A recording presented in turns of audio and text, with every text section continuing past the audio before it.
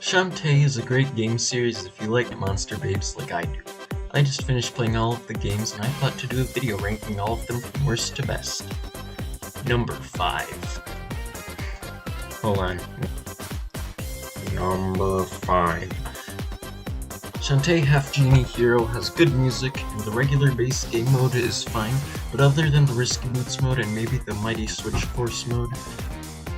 hold on. But other than the Risky Boots mode and maybe the Mighty Switch Force mode, the rest of the bonus DLC modes grinds my gears. You play the exact same levels from the base game, but you're stuck with a maximum of 3 hearts, you have no healing items, and the strength of your attack is based on how many gems you have. But if you get hit, you lose some of your gems. I will note that I have not tried the Beach or Jamie's modes. Number 4. Risky's Revenge is fine. The arrow platforms that you use to jump between the foreground and background layers are interesting. Play it if you want to. Number 3. When the original Shantae game came out in 2002, it was at the end of the Game Boy Color's lifetime. The game became very rare and expensive, but 11 years later the game was re-released in the 3DS eShop for an affordable price. The game is hard, but it's kind of fun to explore the large areas. There's even a day-night cycle, and if you keep going in one direction, the world moves around. It was surprising to see how many things from this game still make appearances in the most recent games, even though the series wouldn't return for 8 years. This game has the best boss fight in all of the Shantae games, that being the tiny spear-wielding guy riding a tiny dragon that you have to play the arcade game Joust against in your Harpy form. This game also has the best transformation, being the spider form with the rapid-fire spider venom. Sure, the spider form returns in Half-Genie Hero as a cute spider babe, but the spider venom is much slower and you can't stun-lock enemies like you can in the original game. The Sophia tank form reminds me of the original spider venom, but you still can't stun-lock. Number 2. Before I played any of the Shantae games, I watched Let's Plays of each of them on YouTube. However, the enjoyment you get from playing it yourself to watching YouTube videos differs greatly with most of these games. When I watched a Let's Play of Shantae and the 7 Sirens, I thought it wasn't that good. When I played it for myself, I really enjoyed it. The game is aquatic themed, and so the Wet Gal makes her first return since the original game, and the Muckman and Muck Gal got cleaned up and look very fish-like. Is this what they look like under all that goo? The fusion coins allow you to unlock new abilities to transform without having to hold a dance button.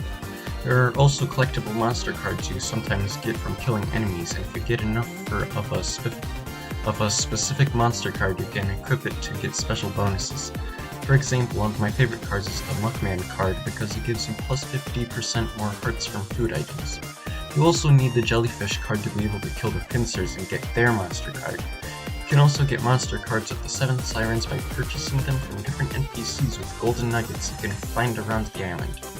It is disappointing that you only... It is disappointing that you only get to fight 6 of the 7 Sirens, but I wouldn't want to beat up Lobster Girl anyway. Or would I? I don't think the Coral Siren is that much of a siren though. The Empress Siren's ultimate form reminds me of the Moon Lord from Terraria. They are both big final bosses that exist in the background, can only be damaged at specific points, and they both have a rotating laser beam coming out of their forehead. I ship it. The Moon Lord is a bit low on lower halves though, so I'm not sure how much enjoyment they can get by being together. Also, no one told me that Rubber Ross voiced Bolo.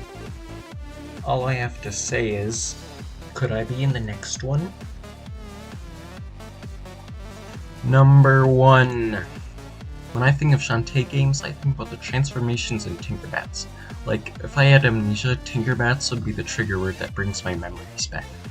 So, I always wondered why the Shantae game that doesn't have either is the most well-loved game in the series.